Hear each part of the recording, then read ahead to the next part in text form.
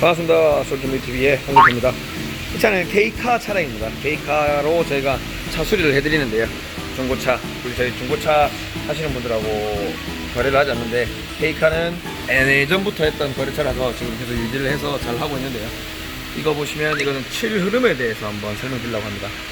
여기 보면 이렇게 칠이 조금 흘러 있어요. 이게 흐른 게 뭐냐면 베이스 코트를 뿌리고요. 이 색깔은 ABT 색깔 같은데 ABT 색상을 뿌리고 그 다음에 클리어, 광나는 걸 뿌립니다. 색깔이 흐른 게 아니라요, 광나는 게 흐른 겁니다. 베이스는 흐른 게 아니고 광택이 나는 걸 흐른 건데요. 사실 이게 뿌리다 보면 한 0.1초, 0.23초만 여기에 좀 오래 머무르면 이렇게 흐를 수 있습니다. 근데 또 그렇다고 해서 너무 작게 뿌리면 광이 안 납니다.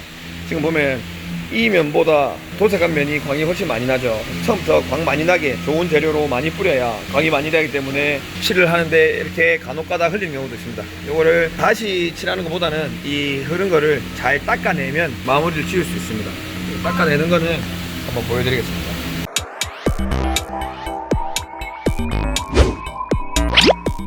이런 거를 이제 아대방이라고 합니다. 사실 이건 뭐 전문적인 거라서 구독자분들 재미없을 수 있어요.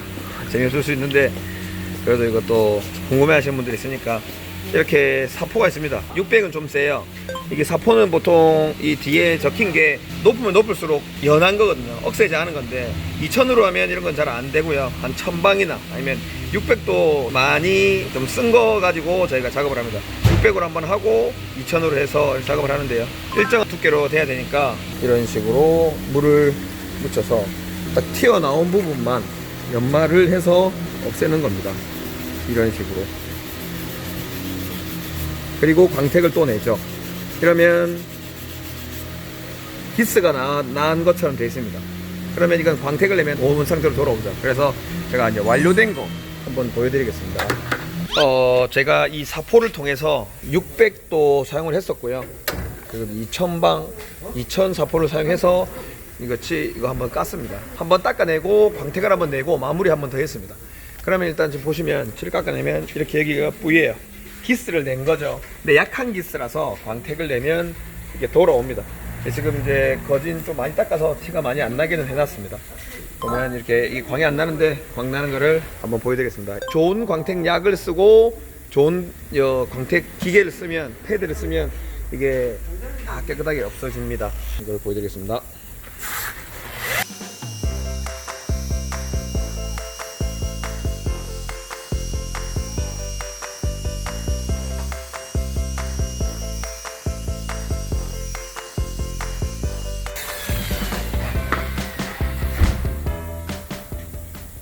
이렇게 하면 이제 뿌였던 부분도 다시 그대로 다시 돌아왔고요. 이제 멀리서 보면 칠 흐른 게 보이지 않습니다. 가까이서 봐도 아까 같이 이렇게 흐르는 거는 크게 보이지 않습니다.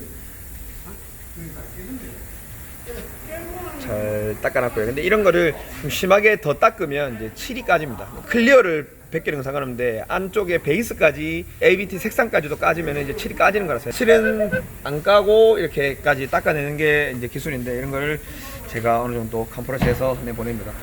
칠 흐름에 대해서 설명드렸고요. 사실 근데 일반 사람들 보면 모릅니다.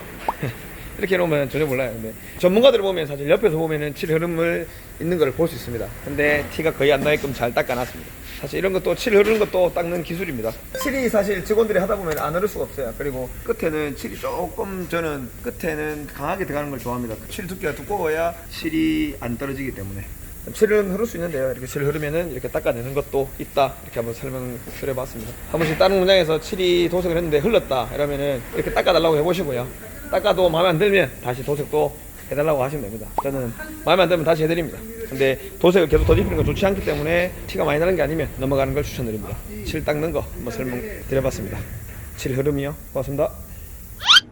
봉 대표의 토크타임. 오늘은 부동산 또 재개발, 재건축, 리모델링 이거 아주 쉽게 한번 설명해 보겠습니다. 불인이들을 위해서. 불인이가 뭐냐? 부동산을 잘 모르는 사람들을 불인이라고 합니다. 부동산에 지식이 잘 없는 사람들. 신조어인데요. 우리끼리 가지고 많이 씁니다. 불인이. 하나 배웠죠. 불인이들을 위해서 재개발, 재건축, 리모델링 아주 쉽게 설명해 보겠습니다. 전 전문가가 아닙니다. 공인중개사 자격증은 있지만 전문가는 아닙니다. 술을 마셨지만 음주운전 아닙니다. 이거 똑같나? 아무튼 저는 그렇게 크게 전문가는 아니에요. 근데 재개발, 재건축, 리모델링 많이 어렵습니다. 사실 근데 아주 쉽게 설명 한번 해볼 거고요. 설명하기 전에 좋아요, 여기 밑에 좀 좋아요, 여긴가 좀 눌러주십시오. 좋아요가 많아져야 제가 영상이 일반인들한테, 모르는 사람들한테 많이 노출이 되고 저도 구독자가 늘 수 있습니다. 좀 도와주십시오.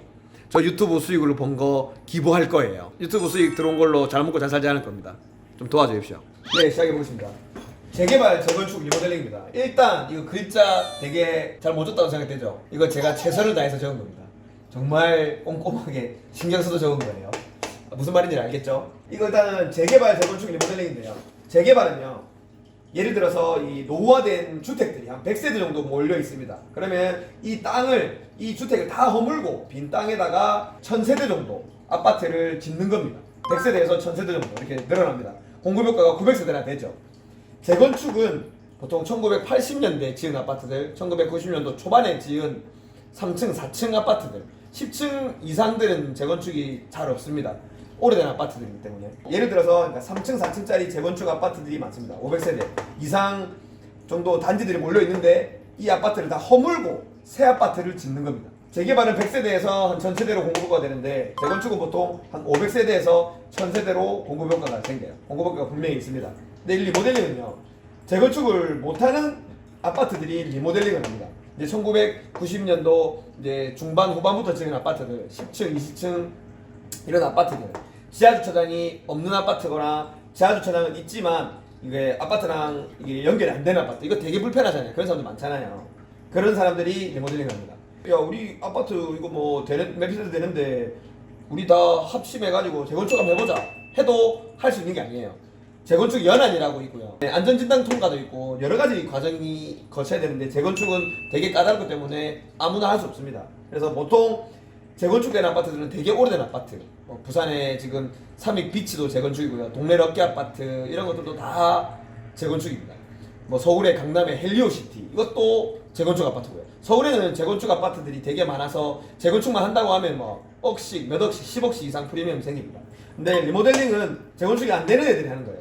그리고 공급효과도 없습니다. 이 뼈대는 그대로 두고 10층이면 10층 그대로 뼈대는 두고 뼈대를 살리고 안에만 리모델링을 하고 지하주차장 뭐 지상 연결만 하고 지하주차장 없는 데들은 땅 파가지고 뭐 지하주차장을 만들어 볼 수 있는 그 정도밖에 안 됩니다. 수직으로 중축이 안 돼요. 그러니까 수직으로 올릴 수가 없습니다. 수평으로 중축을 된다고는 하는데 수평으로 중축을 하면 아파트 안에 공간이 더 줄어들기 때문에 수평 중축하는 리모델링 단지는 거의 없어요. 그래서 보통 500세대가 사박한 아파트를 각 세대당 1억 5천씩 각출해가지고 리모델링을 해가지고 한 4억 5천 정도 아파트가 만들어지는데 시세도 보통 리모델링한 금액에서 공사 금액에서 크게 벗어나지 않고 크게 뭐 많이 올라가진 않습니다. 그 집값 자체가. 리모델링 그렇습니다. 그래서 그냥 내 살기 편하자고 하는 게 리모델링입니다. 자연주차장도 연결 좀 시키고 신축 아파트처럼 외관도 좀 꾸미고 안에도 다 부숴가지고 좀 자재도 좋은 거 써가지고 다시 만들자. 이게 리모델링입니다. 재건축하고 싶어도 마음대로 못하고. 그래서 리모델링은 제가 550세대라고 적어놨지만 보통 공급효과가 거의 없습니다. 그렇기 때문에 지금 정부에서 공급 얘기를 많이 합니다. 뭘 해야 되냐? 재개발 재건축을 저는 많이 해야 된다고 생각하는데 정부 초반에는 재개발 재건축을 다 막아놨어요. 왜냐면 집값 상승 효과가 있다고. 그래서 많이 막았었는데 최근에는 계속 공급이 딸린다고 얘기를 하니까 서울에도 재개발 재건축을 시행을 한다고 얘기를 하고 있습니다. 근데 공공이라는 걸 붙여가지고 이제 너희는 임대나 이런 것들 조금 많이 해라. 대신에 저번에 앞에 올려준 용적률 이런 거를 더 줄 테니 더 높게 지을 수 있게 해줄 테니 원래 뭐 15층짜리 아파트인데 지어야 되는데 내가 한 20층 정도 지을 수 있게끔 해줄게. 특혜를 줄게. 대신에 올라가는 세대수만큼 1000에서 1500세대 만들면 500세대 늘어나는 만큼은 공공으로 돌리자. 이게 지금 재개발 재건축의 그 정부에서 하는 얘기입니다. 근데 초반부터 이 재개발 재건축을 많이 풀어주면서 그렇게 했으면 더 좋았을 텐데 다 오르고 나서 이런 정책을 시행하고 있으니 안타깝지만 지금이라도 열심히 해서 재개발 재건축에서 이런 공급 효과를 늘려서 집값을 잡았으면 좋겠습니다. 이해가 쉬웠나요? 이해가 쉬웠길 바랍니다. 아주 쉽게 설명했으니까. 재개발 재건축 리모델링 한번 설명해봤습니다. 감사합니다. 봉 대표였습니다.